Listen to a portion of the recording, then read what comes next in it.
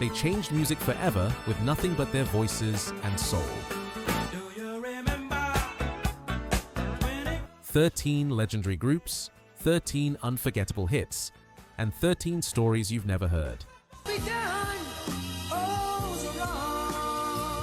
From 3 a.m. hotel rooms to 5-minute miracles, from phone calls with Farrah Fawcett to marital problems turned into masterpieces, these are the real stories behind the songs that defined an era.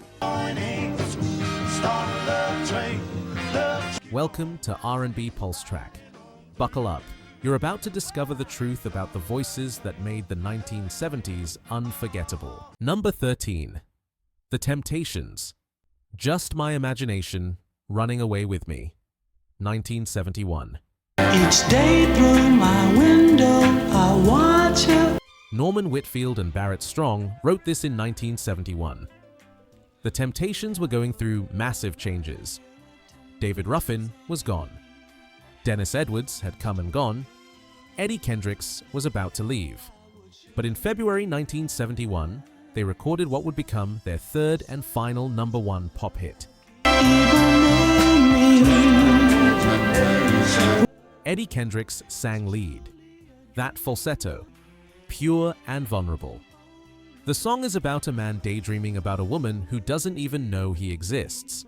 What most people don't know is that this was the Temptations' last single featuring the Classic Five lineup.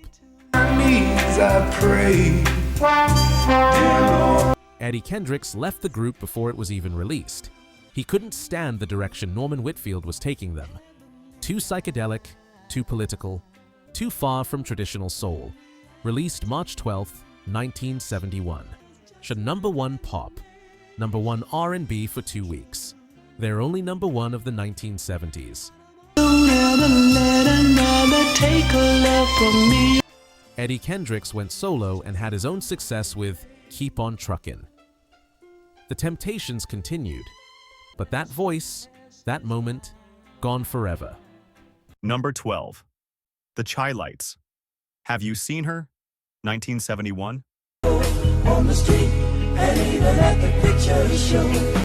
Eugene Record had the melody. He had the hook. Have you seen her? Tell me, have you seen her? But he didn't know where to go with it, so he played it for Barbara Acklin. Together, they finished it. The problem? It was too long. Way too long. No radio station would touch a 5-minute-plus song. Then Isaac Hayes released Hot Buttered Soul, featuring an 18-minute track. Suddenly, long was possible. The Chi-Lites recorded Have You Seen Her as the final track on their third album. 5 minutes and 8 seconds. It featured spoken verses inspired by Hayes. Eugene Record explaining how, since his girl left, he can't enjoy simple pleasures anymore. Can't go to movies. Can't play with neighborhood children.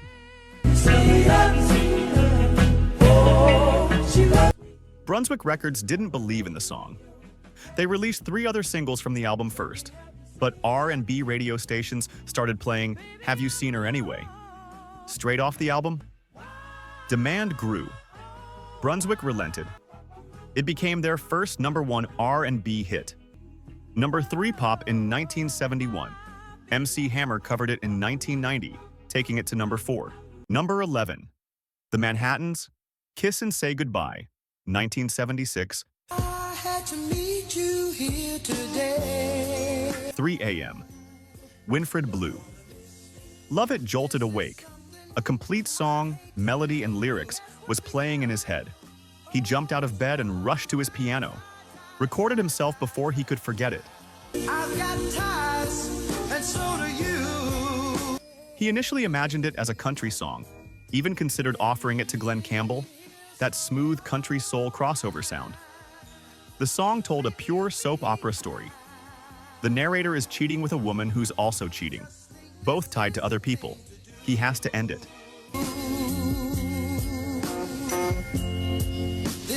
The Manhattans recorded it at Philadelphia's Sigma Sound Studios with MFSB musicians in early 1975. Columbia Records then held it for 14 months before releasing it. When Kiss and Say Goodbye finally dropped in March 1976, it exploded. Please don't stop me till I'm through. #1 on both R&B and pop charts. It became only the second single ever to be certified platinum after the RIAA created that designation. It was also the 400th #1 hit in Billboard Hot 100 history. Winfred Blue Lovett passed away in 2014. But that voice, that song, that moment of heartbreak? Immortal. #10. The Emotions, Best of My Love, 1977. Maurice White knew the Emotions from his Chicago days. Back when he was just a young drummer, he'd played for the three Hutchinson sisters. Years later, when Stax Records collapsed in 1975, he brought them to Columbia Records. White and Al McKay wrote Best of My Love specifically for the Emotions. White said he would never have written that song for Earth, Wind, and Fire. Too pop, too bright, too positive in a way that worked for the sisters but not for his band. Here's the problem. Wanda Hutchinson sang the lead. Maurice White told her to sing an octave higher than she was used to. An entire octave. She'd never attempted that before, but she trusted White. When she hit those notes, her vibrato sharpened, became more intense. Released June 1977. Best of My Love hit #1 pop, he dropped to #3, then came back to #1 for a total of 5 weeks.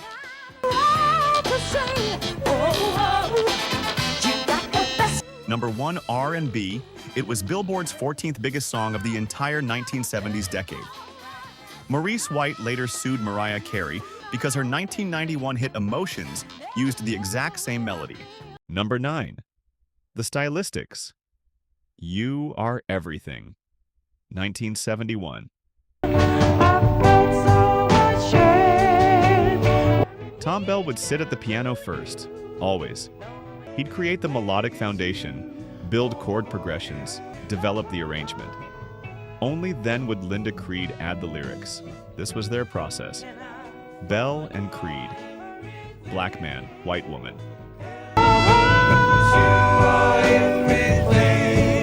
In 1971 Philadelphia, people didn't particularly appreciate a black and white songwriting team. But they worked together anyway, like brother and sister. You Are Everything was written specifically for the Stylistics' debut album.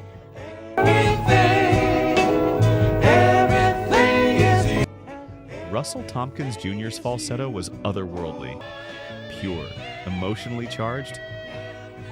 Tom Bell discovered the group through their regional hit, You're a Big Girl Now, and signed them. But here's the shocking truth. Most of the background vocals on Stylistics tracks weren't actually sung by the group. When Sigma Sound's Joe Tarsia later revealed that Kenny Gamble, Leon Huff, Tom Bell, Carl Helm, and Bunny Sigler sang the backgrounds. Only Russell and maybe one other Stylistics member were on most tracks.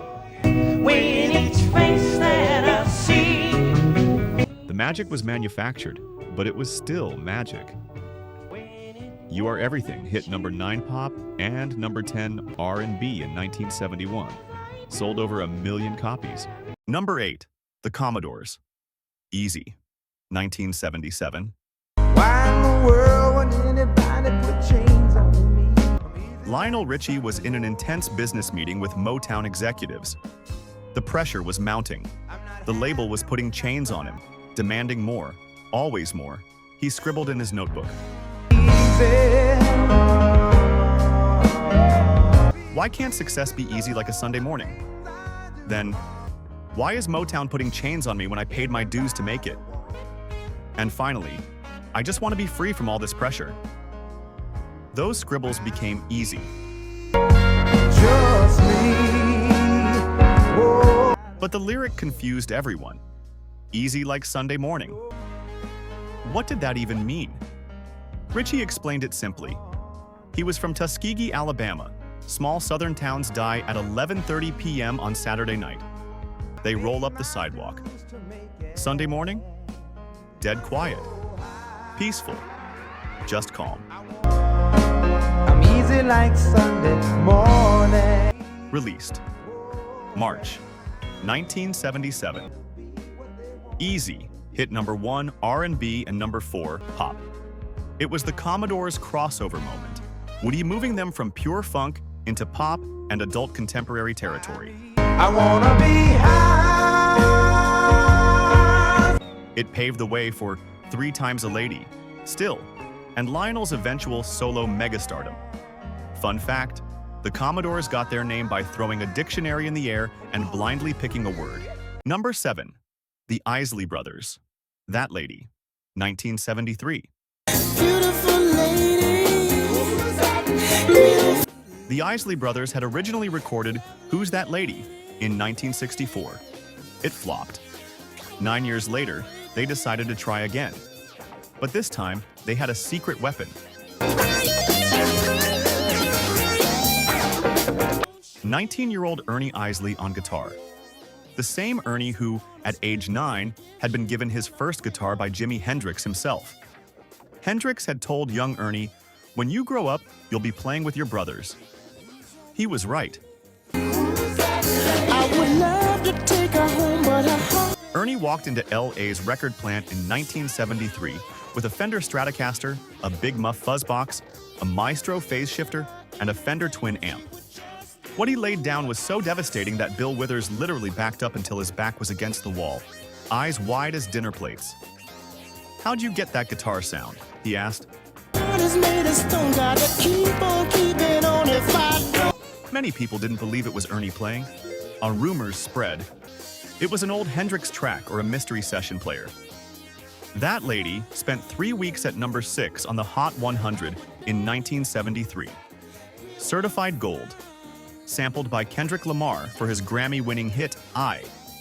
Ranked number 357 on Rolling Stone's 500 Greatest Songs. Number 6. The Spinners.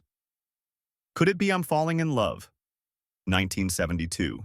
You have begun to feel so strange. Melvin and Mervyn Steels. Twin brothers from Aliquippa, Pennsylvania. 22 years old. Financially strapped. They walked into Kenny Gamble and Leon Huff's Philadelphia offices on a Saturday for one of the weekly songwriting auditions.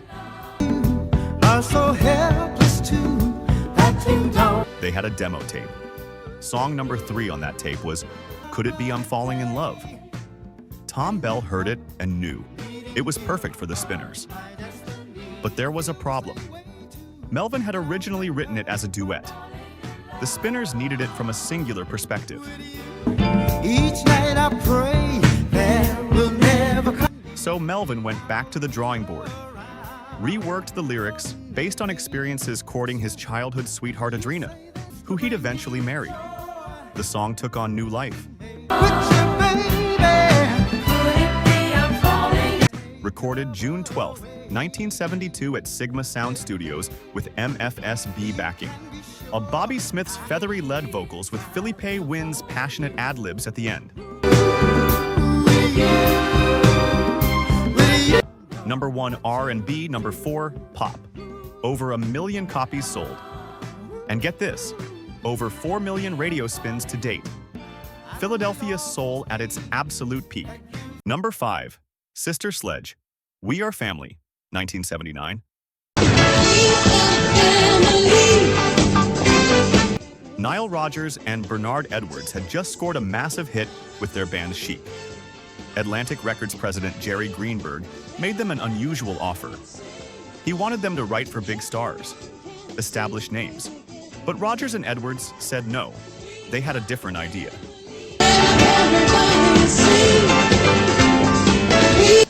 Give us your least established act, they told Greenberg. If we can get them a hit, then we'll work with your big stars. Greenberg described 4 sisters from Philadelphia, real tight-knit, like birds of a feather.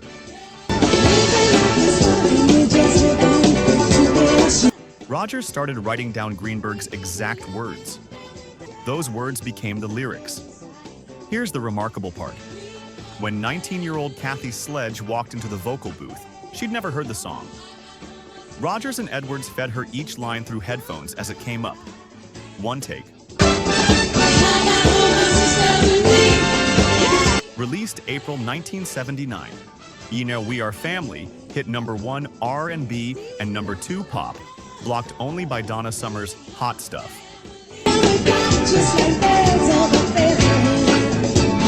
The Pittsburgh Pirates adopted it and won the World Series that year. In 2001, after 9/11, Nile Rodgers gathered over 200 artists to re-record it. The Library of Congress added it to the National Recording Registry in 2017. #4, Gladys Knight and the Pips, Midnight Train to Georgia, 1973. So he's leaving the life. Jim Weatherly was a former college quarterback turned songwriter in LA. One night in 1970, he called his friend Lee Majors. Farrah Fawcett answered. Lee wasn't home. Farrah mentioned she was packing to take the midnight plane to Houston to visit her folks. That throwaway comment became a song. Midnight Plane to Houston. The song sat for a while. Then Cissy Houston, Whitney's mother, wanted to record it. But Cissy had a problem. My people are from Georgia, she said, and they didn't take planes, they took trains. Said he's going back to... Weatherly changed it. Midnight Train to Georgia. Cissy recorded it in February 1973. It went nowhere. But Gladys Knight heard it and saw potential. At Buddha, they had creative freedom. Producer Tony Camillo recorded instrumental tracks, and Gladys hated them. Too polished. He tried again. She rejected that too. Finally, they got it right. He said he would, and wow, he's leaving. Gladys recorded her lead vocals in one take. She was going through a similar situation in her own life. Released August 1973. Midnight Train to Georgia hit #1 pop and #1 R&B, their only #1 pop hit ever. It won the Grammy for Best R&B Vocal Performance. It all started with Farrah Fawcett packing a suitcase. #3, Harold Melvin and the Blue Notes, If You Don't Know Me By Now, 1972. 'Cause we only act like children. Kenny Gamble and Leon Huff were going through marital problems. Both of them. The pain, the frustration, the feeling of not being understood by the person who should know you best. Those emotions poured into If You Don't Know Me By Now. Be so easy to do. Well, They originally wrote it for the Dells, a veteran soul group they hoped to sign. The Dells passed. So did LaBelle, who they offered it to next. Harold Melvin and the Blue Notes had been together for 20 years, since the 1950s. if you know, Then in 1970, they recruited Teddy Pendergrass as their drummer. When their lead singer John Atkins quit that same year, Pendergrass, who'd been in a different group called the Cadillacs, moved to the front. That voice. My God, that voice. what good's a love affair? September 1972 release. #1 R&B for 2 weeks. In #3 pop. Blocked from higher only because of chart rules. The RIAA named it one of the songs of the century. Simply Red took it all the way to #1 in 1989. Can't say, Teddy Pendergrass left for a solo career in 1976. A car accident in 1982 left him paralyzed. He died in 2010. But this song lives forever.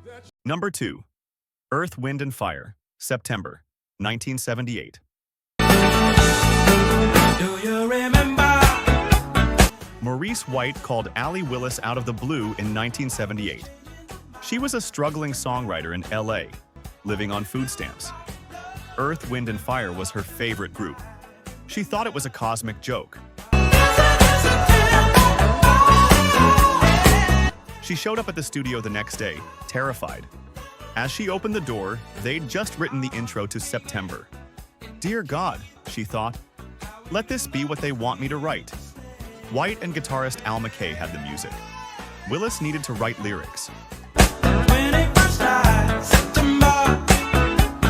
White had this phrase he used in everything, ba-dee-ya. Willis hated it. We're going to change that to real words, right? Wrong. At the final vocal session, desperate, she begged White. What the fuck does ba-dee-ya mean? White's response? Who the fuck cares? Best songwriting lesson she ever got. Sucked about September 21st. White claimed he chose it because it sounded good when sung, but in 2019, his widow Marilyn revealed the truth. September 21st was the expected birth date of their son Cobrin. Released November 18th, 1978. September hit #1 R&B and #8 pop. Sold over 2 million copies.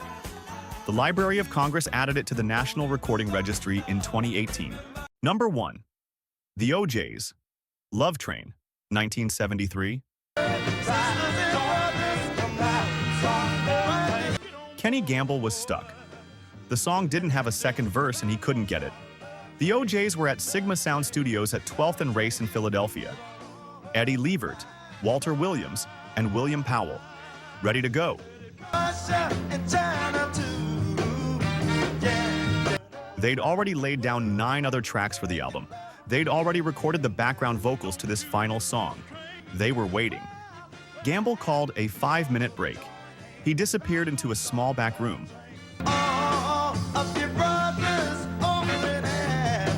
5 minutes later, he emerged. I got it, he said. He'd written the entire second verse in 5 minutes flat. Eddie Levert later said, by the time we started laying down the vocals, we knew we had a hit. Love Train felt like destiny. The song mentions countries having human rights problems, but approaches them positively. I could tell all the folks in Russia and China too. England, Egypt, Israel, Africa. It entered the Billboard Hot 100's Top 40 on January 27, 1973.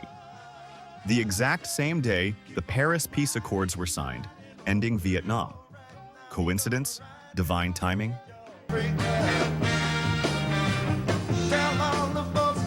Love Train hit #1 on both R&B and pop charts. The O'Jays' only #1 pop hit ever. The 2006 Grammy Hall of Fame inductee. When Donald Trump used it at the 2016 Republican National Convention, the O'Jays publicly objected.